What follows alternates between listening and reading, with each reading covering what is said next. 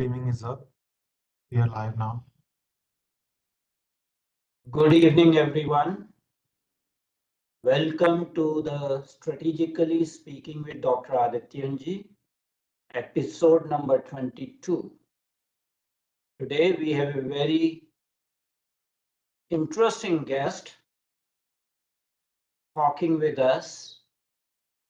We will be having a conversation with Dr. Satoru Nagao, who is obviously from Japan, and we'll be talking about de-risking and decoupling from China, a Japanese perspective.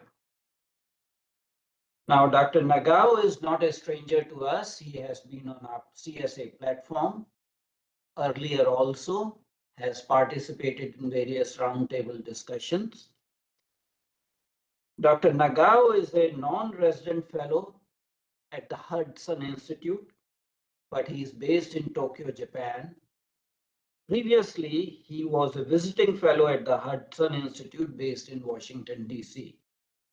He has a very extensive bio, and he is affiliated with so many institutions that I really don't want to go through that.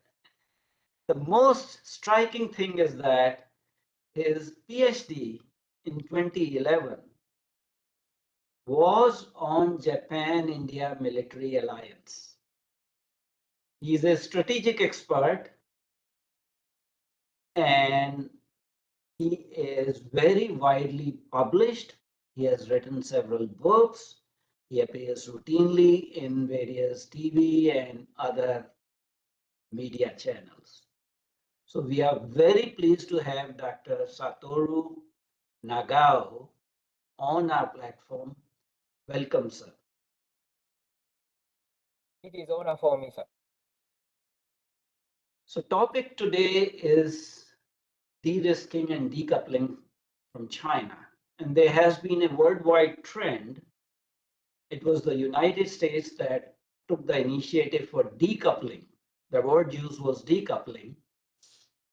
And after a few months of this word being introduced, Ursula von der Leyen from the EU Commission, who is the president of EU Commission, modified the terminology and talked about de-risking instead of decoupling, saying that decoupling from Chinese economy is not going to be possible.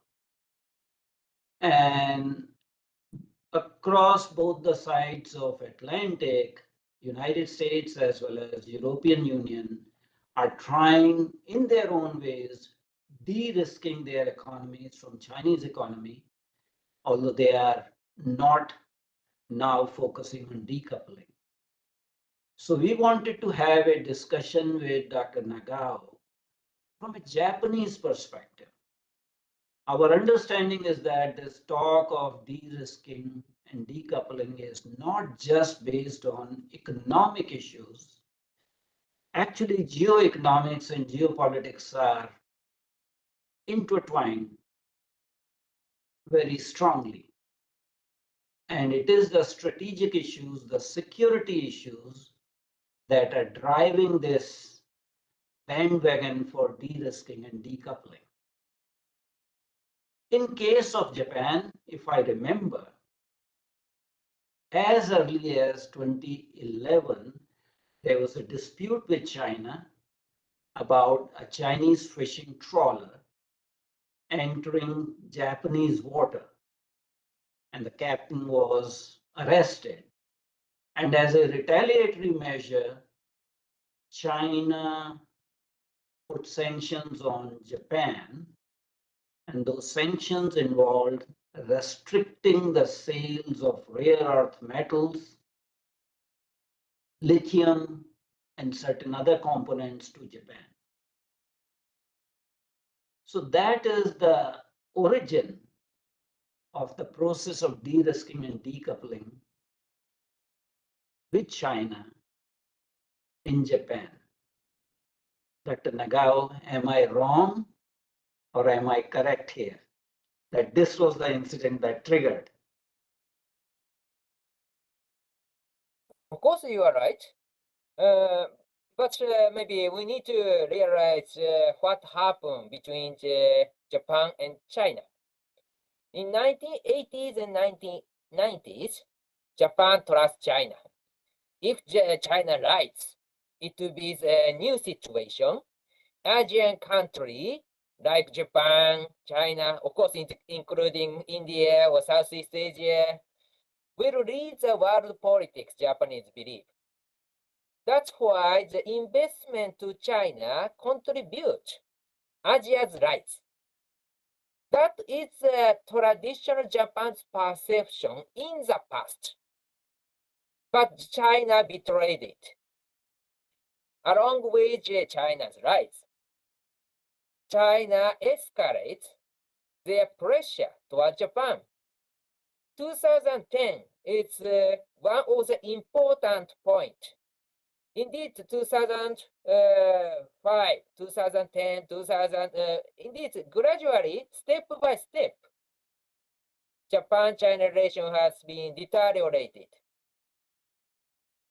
And especially the 2010s, this case, but important part. So in this means you are right. So that's why Japanese start to understand China is not reliable partner. But because of the background in the 1970s, 80s, 90s, these ages, Japan has already invested huge toward Chinese market. Part of this is just Japanese compensation for the Japan's destroyed Chinese infrastructure during the World War II. So this is one kind of the gesture of the apology. But at the same time, by exploiting this chance, Japan developed China's infrastructure very heavily. So China's development is very fast because of the Japan investment. So now, when we asked the businessman talk about your investment, if they invest more than 7 years, they can start to get the benefit. So from 8 years, they can get benefit. 8 years, 9 years, 10 years, every year they can get benefit after they invest heavily. All of the investment has returned after the 8, 9, 10 years after the investment. So that's why in 1970s, 80s, 90s, when company invested, in this case, money is going to China. But after that, money is returned to Japan. So even if the China is not a reliable business partner, due from the Japanese companies, they want to continue the business to get the income because money is returning as a successful business. So that's what happened, and Japan tried to continue the business, even if China is not a reliable partner. They realize that is the situation. So now, the 2010 and 2020, after that, there are many incidents has happened, and Japan realized that China is dangerous. Now, when the survey has happened last 10 years, every year, 90% of the Japanese say they have the bad image towards China. And so now the process has started, and this process has started before us, other countries start the process of de-risking or decoupling. This de-risking and decoupling is connected. Decoupling is the goal, but as a step, de-risking is needed. So that's why de-risking has started. One of the evidence is in beginning of the 2010s, nearly 150,000 Japanese live in China. 10 years later, 2022, only 100,000 Japanese live in China. Nearly 30% has gone. Why? Business is expanding, but the number of Japanese is declining in China. Because the Japanese company start to understand the risk of the investment, risk of the Chinese market, and they try to avoid the risk. So this is de-risking. If the conflict has happened between China and Taiwan, this 100,000 Japanese could be the hostage. That is a very important risk of life. And as a business, there are many risks. That's true. That is the reason. De-risking process to the decoupling process has already started. But because of the background, because of the historical background, Japanese company cannot escape from China so easily. So this is long-term process. That is what happened. I should stop this because I will speak forever for the first question. So initially, when Japanese businesses invested in China, the cost of labor in China was very low. But over a period of time, the cost of labor has actually increased in China. Besides China being an unreliable partner, sanctioning Japanese food exports repeatedly on various grounds, the returns on the investment in 2024 may not be that high as the returns of investment were in year 2000. So since the profit is not that high, one of the reasons for de-risking and decoupling could be reduced returns. But on the other hand, China has also become, as it has become economically stronger, has become the second largest economy, even surpassing Japan, and has accumulated around $3.3 trillion of foreign exchange reserves. China has become more belligerent. And you know, and I know, what Chinese behavior is around Senkaku Islands. So could there be a factor of security issues, especially Chinese belligerence about Senkaku Islands, repeated violation of Japanese airspace, repeated intrusions by planned vessels into Japan's EEZ? Are these factors contributing to the process of de-risking and decoupling? Yes, of course. This is a very important point. The 2010 was a turning point because you mentioned the incident that happened, but indeed that year, China surpassed Japan. China is to be the number 2 of the world economy when we check GDP, and Japan will be Japan is third. It had started in 2010.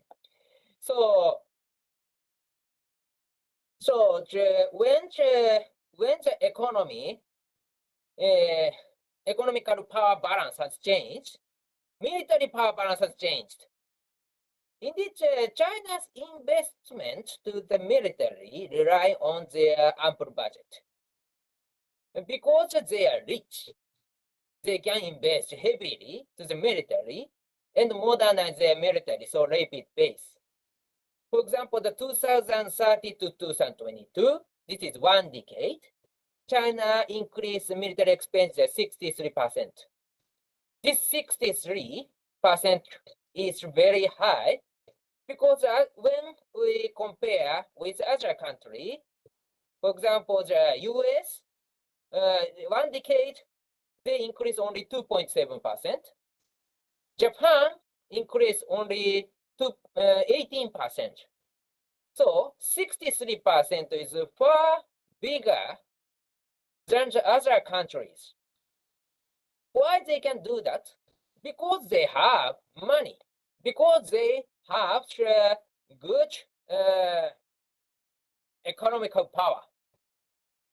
But when we checked their activity in the sea around Senkaku Island, along with their economical development, they escalate their activities. In 2011, only 12 incidents has happened. 12 instant Chinese incursion has happened the sea around Senkaku Island. But 2019, it is more than the 1097 is the exact number. So from 12 to the 1097, it has happened in the beginning of 2010 to 2000 and end of 2010, nearly 1 decade. They escalate their activity. So when China got economical power, they have the confidence and they reach the overconfidence level and they escalate the situation. And indeed, this is not only the incident in the East China Sea. Same pattern has happened in the South China Sea. When Ministry of Defense of Japan check the activity and the timing when China expands territories in the South China Sea, they identified a similar pattern. In 1950s, when France withdrew from Indochina Peninsula, Vietnam, Cambodia, Laos, this region, China occupied half of the Paracel Island.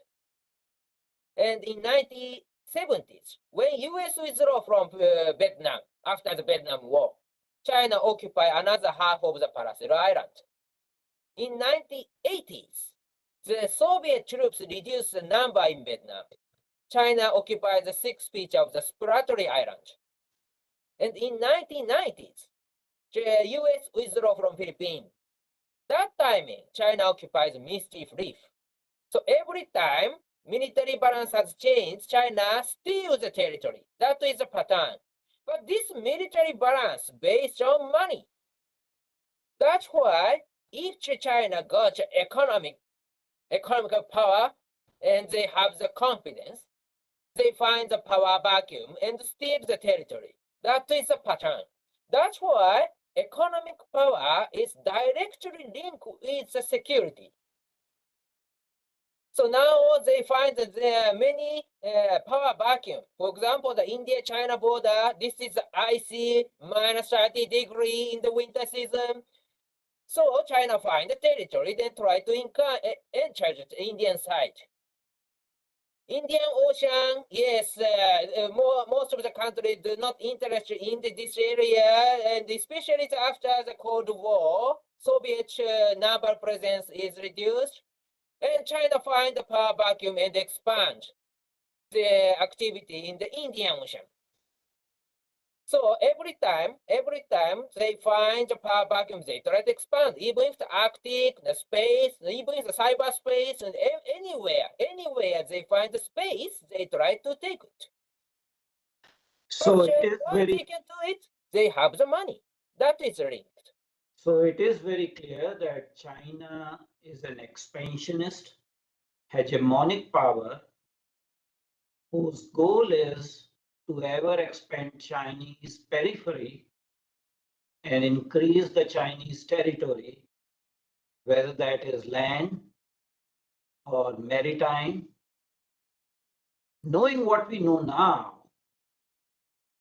is there realization in Japan, A, at the government level, and B, at the corporate sector level, that we have been feeding the beast by making it stronger? And if that realization is there at both the levels, government level as well as the corporate sector level, is the philosophy changed that we should not feed this beast and gradually starve the beast by no longer making any more foreign direct investments in China? Yes, In this case, of course, perception in the common people is changing step by step and gradually. This is long-term process. So, but at the same time, because of many people, including government decision makers and businessmen or more common people, that's why Japan focusing on India. Because, for example, the Quad or Indo-Pacific, both are introduced by the Prime Minister Shinzo Abe in 2007. He was a pioneer, but he is not alone because he led the government. He can suggest this idea to the world. Why this idea was established? Because there is a risk of China. He clearly mentioned in his article in 2012, and because he finds India instead of China.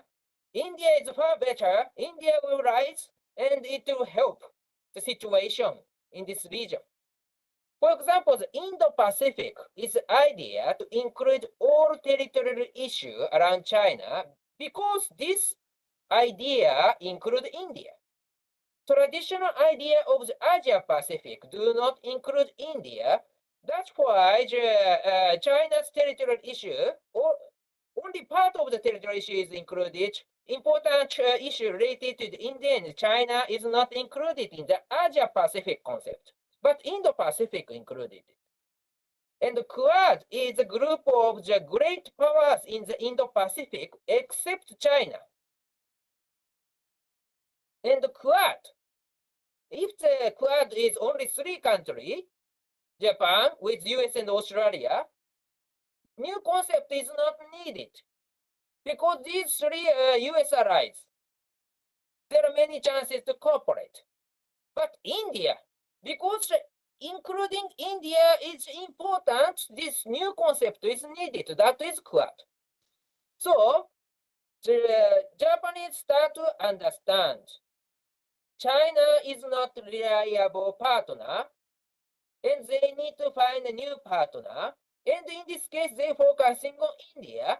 That's why Quad and Indo-Pacific was introduced by the Shinzo Abe. Shinzo Abe is the pioneer and maybe good leader to create a new idea, that's true.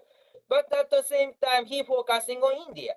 Because China's risk helped to find this idea.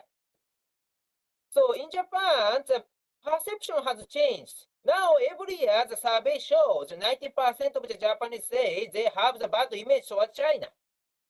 That is a common perception.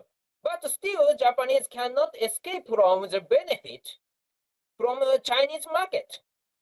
That's what happened. So gradually, as a long-term process, Japan is changing. But perception has already changed, I think.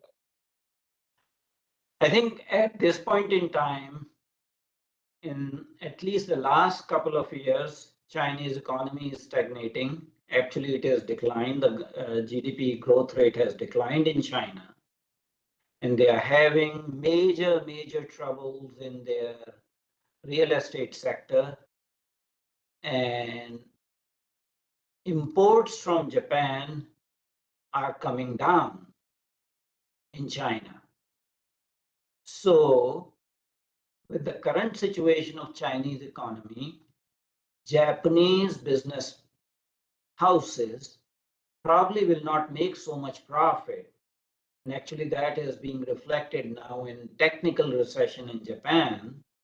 Last 2 successive quarters, Japanese economy has shrunk. Part of the reason is that yen has undervalued against dollar.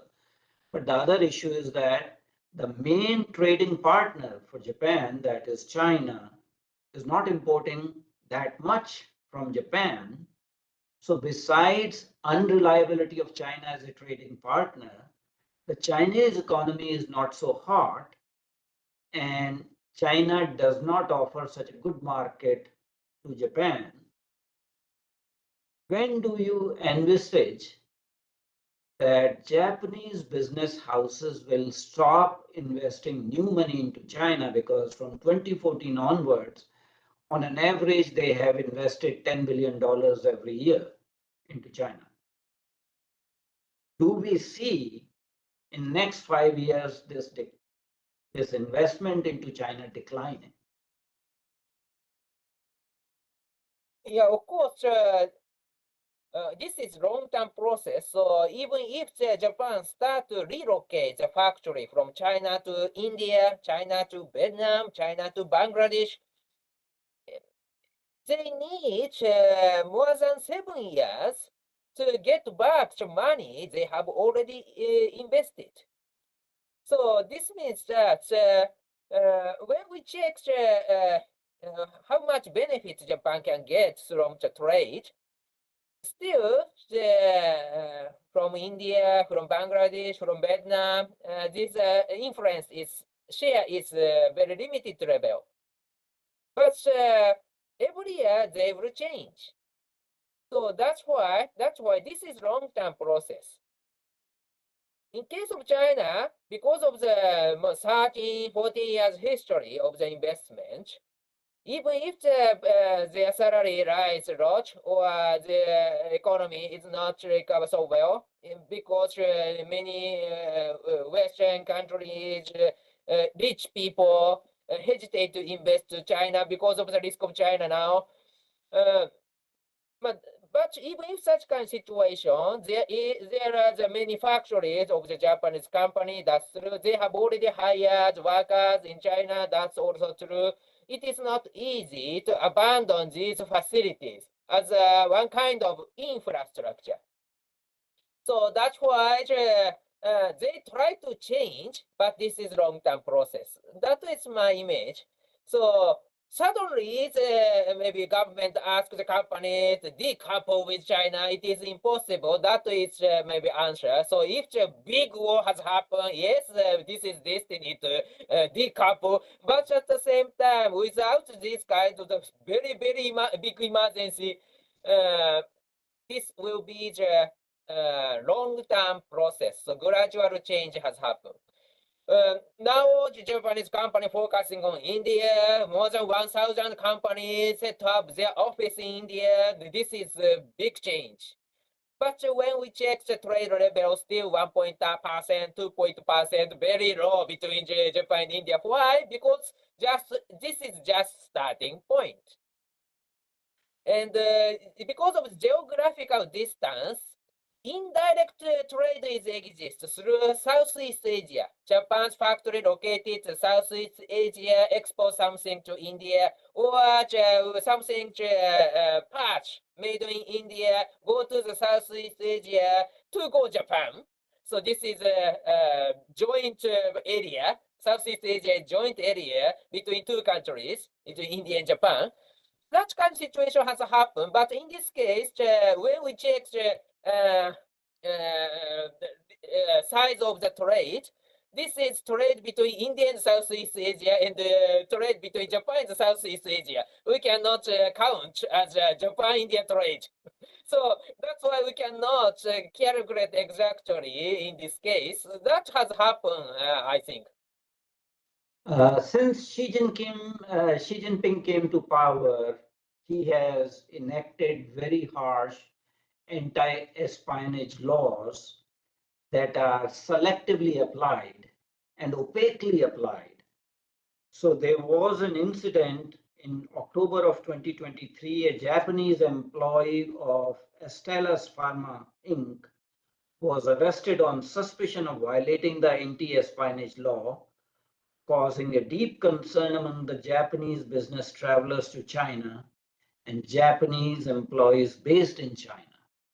And you already told me that number of Japanese people living in China has decreased quite a bit. I guess these anti-espionage laws will also deter future Japanese investment into Chinese mainland. Yes, indeed, this is very big impact towards the businessman in Japan because in the past, China arrests some Japanese, that's true, but level of this worker is very low in the company, low rank workers. But this Astellas Japanese worker arrested by China is executive level. So businessman and the company owner, manager are influential. And so they face a tough situation.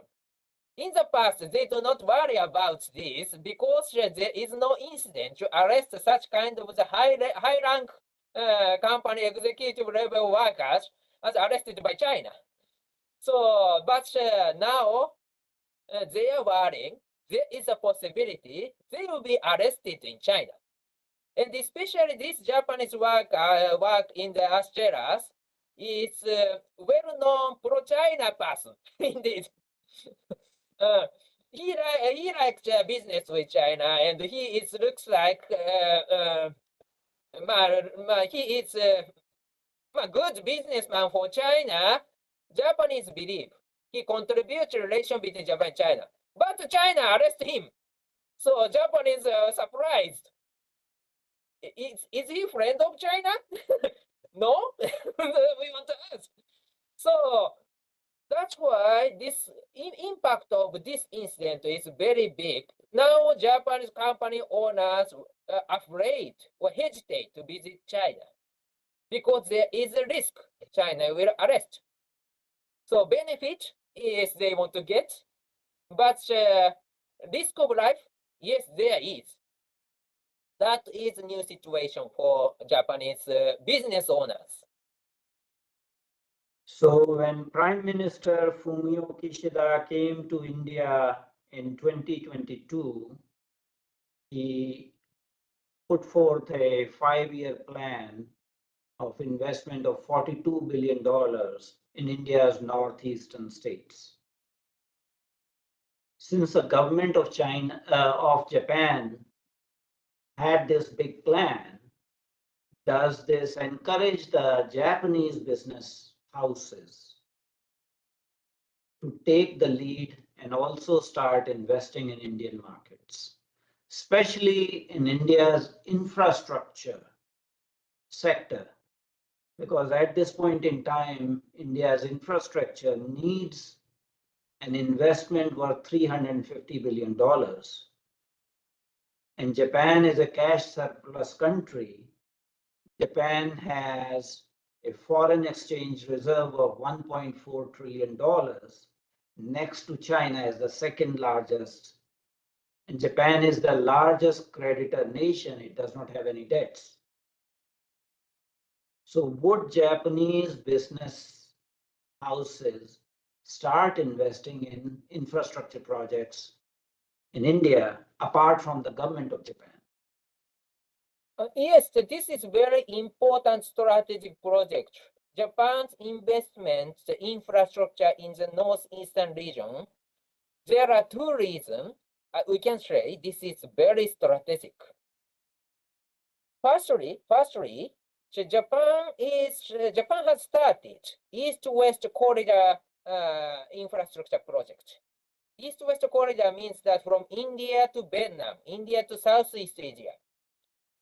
Because infrastructure in the Northeast Asia is just middle between India and Southeast Asia. Road goes from the main Indian subcontinent to enter Bangladesh and the northeastern region of India and Myanmar and Thailand, Laos, and Vietnam. Japan is investing all of the road in this line. Because Japan wants to promote trade between India and Southeast Asia.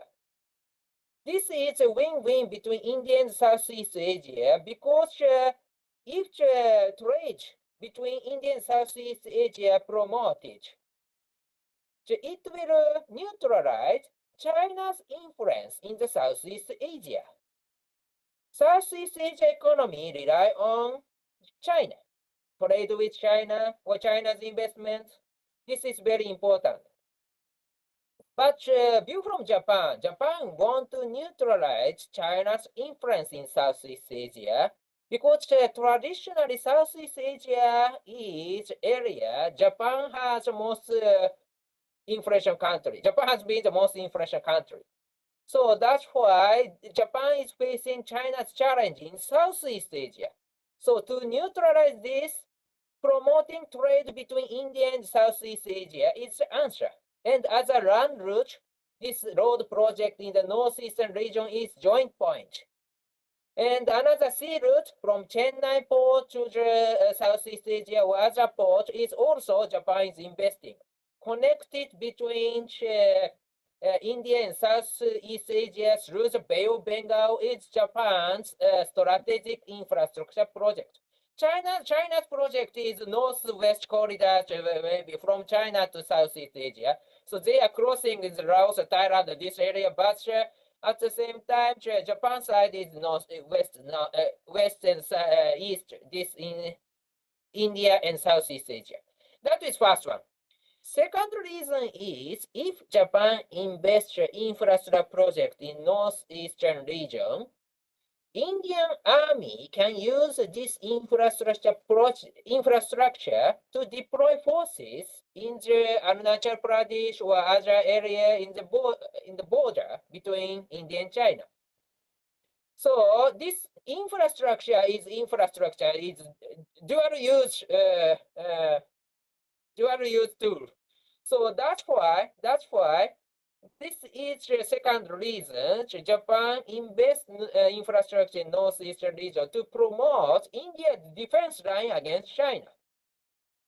Why this is important? Because China is rich and more richer than Japan now, and China modernizing military rapid pace. And without maintaining military balance, China tried to find the power vacuum and steal it, I explained. In this case, even if Japan's budget is not enough, how to do that? Dividing China's military budget multi-direction is one of the answer. Against Japan, against India, against Southeast Asia, against Israel, that is the solution. So in this case, promoting the defense capability of India-China border, Moscow, of course, Indian side, is Japan's interest. Because China needs to worry about India and Japan at the same time in this case. That's why promoting infrastructure projects, northeastern region, is contributing this maintaining military balance, promoting the India defense power in the India-China border. That is a good situation. But at the same time, Japan do not want to push China too much. That's why Japan do not invest directly in the Arunachal Pradesh. But outside of the Arunachal Pradesh, as a dual-use infrastructure, Japan invests much about the infrastructure and promotes India's defense. That is also Japan's interest. Not only the India's interest, but also the Japan's interest. That is the second reason of this infrastructure project is strategic infrastructure project. So as you have already said, Japan and India are now close partners, if I may use the word strategic partners in quadrilateral security dialogue. And the defense relationship between the two countries is increasing and steadily improving. While that is happening, Japan is also spending more on Japanese defense forces in terms of budgetary allocations. In what sectors of defense do you envisage that both these two countries can collaborate for a win-win situation? Of course, Japan is focusing on the cooperation with other countries, especially India. And I have already mentioned how to deal with China's rapid military modernization. In this case, how to divide the front line. China is facing multi-front line. In this case, China need to divide their budget, multi-direction. That's why to maintain military balance to deter China's activity, even if the budget is not enough size, Japan can deal with situation. And this is Japan shares the same interest with India and other countries. US and Australia, or Southeast Asian country, Vietnam, Philippines, or Taiwan, or these countries share the same interest. Dividing China's military expenditure is interest of all of these countries. But in this case,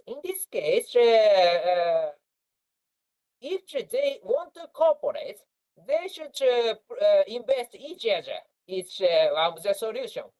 Joint exercises, sharing the equipment to promote interoperability, that is also true.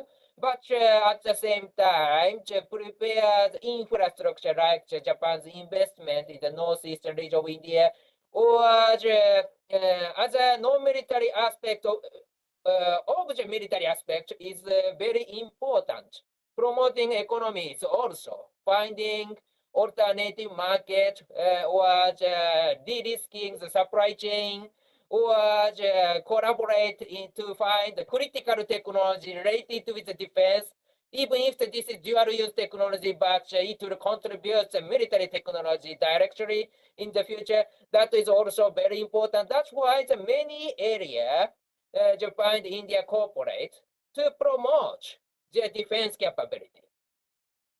And most important part is strike capability, I believe, because both India, Japan, and Australia, indeed, and Taiwan, Vietnam, Philippines also try to possess 1,000, 2,000 kilometer range missiles just now. Why? Because if all of these countries possess the strike capability, China cannot ignore the other side when they try to focus on one side. For example, China tries to attack India. In this case, they worry about Pacific side because there is a missile, there is a strike capability. If all of these countries only prepare the defensive defense capability, in this case, China can ignore the other side.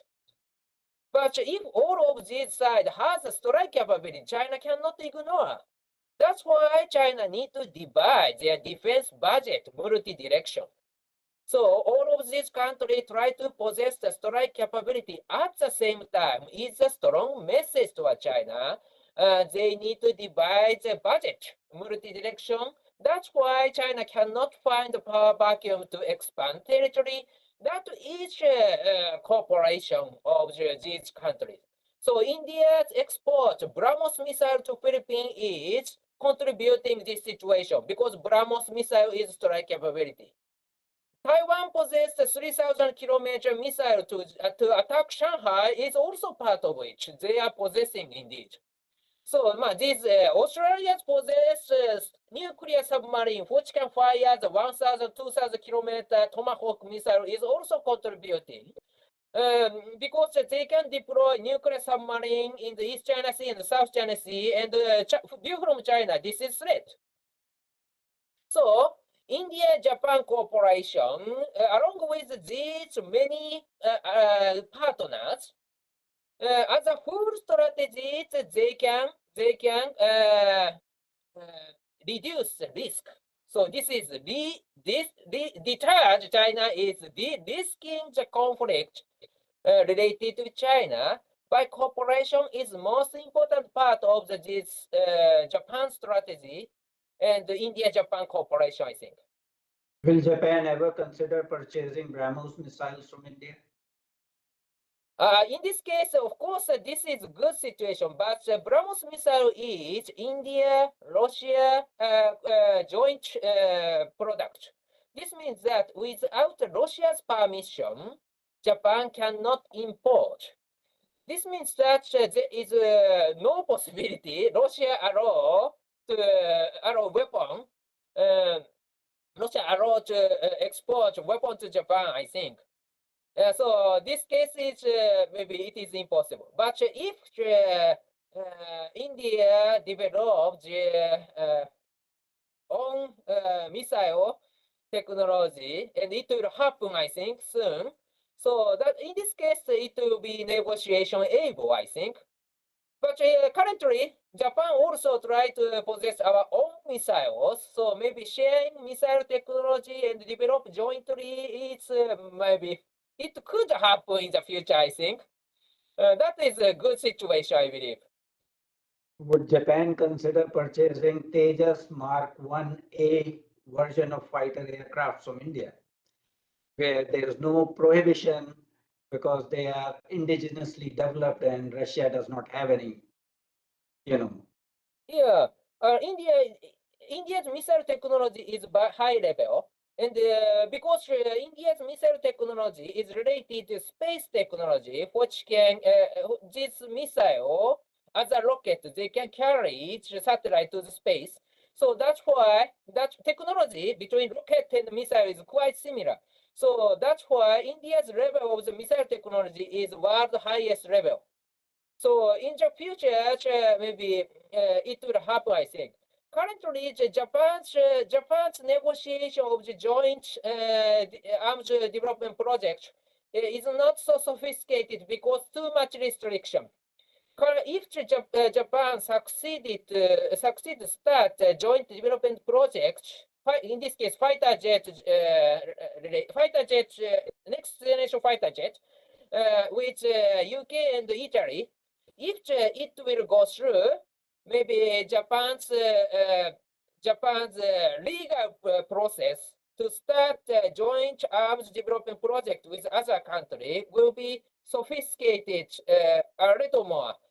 In this case, it could happen, the India-Japan joint arms development project. But before it, still there are too much restriction. For example, that even if Japan starts joint fighter jet development project with UK and Italy, still Japan's legal process limited to export this fighter jet to third country because one of the coalition partners of the Japanese government opposed this move. So such kind of restriction prevent other countries to join the joint arms development project with Japan. So Japan needs to ease this self-restriction because last 70 decades after the World War II,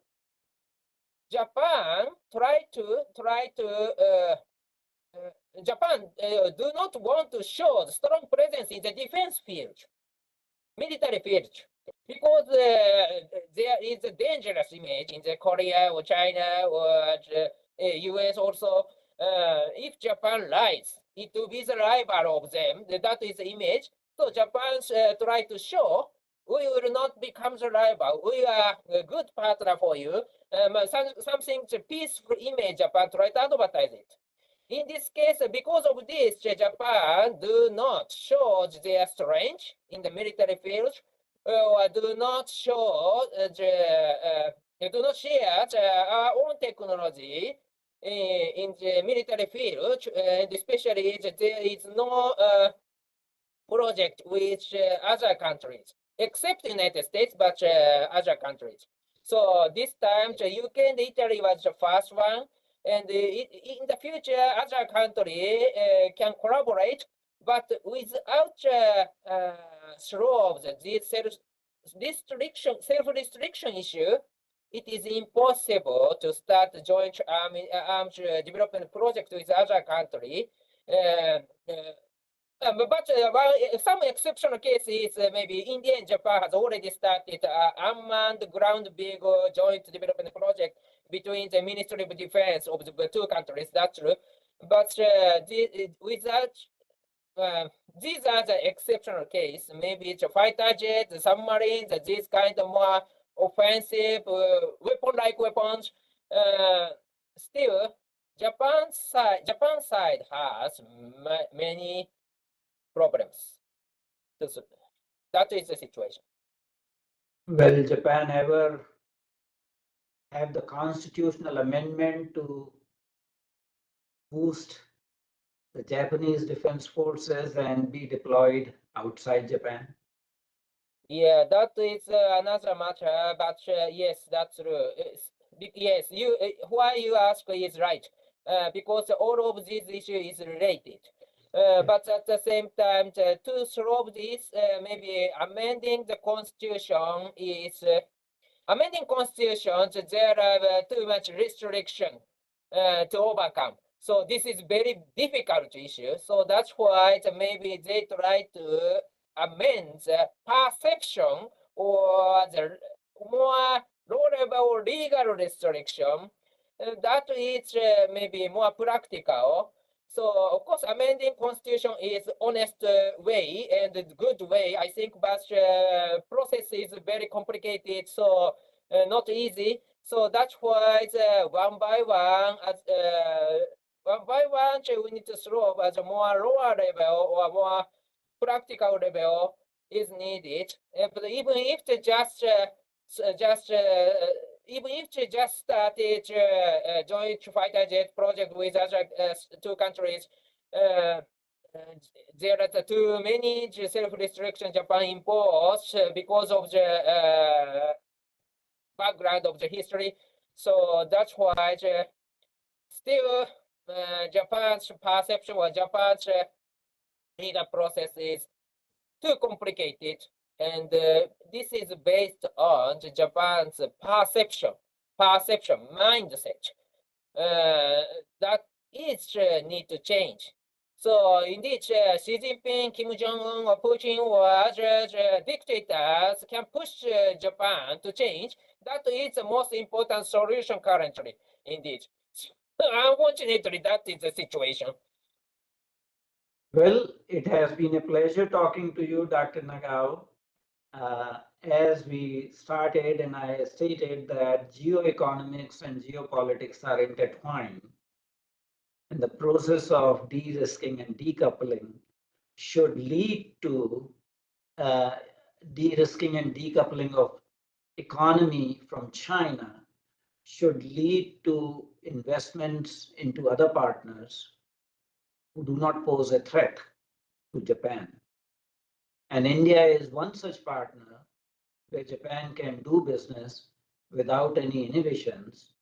The current Prime Minister Modi, has reformed the process of investment with single window clearance and lot of other administrative reforms to improve the business climate. So let's hope that these two countries work as strategic and economic partners and work towards the not only peace in the Asia, but also peace and prosperity in the entire world. Thank you very much indeed, Dr. Nagao, for coming on our platform.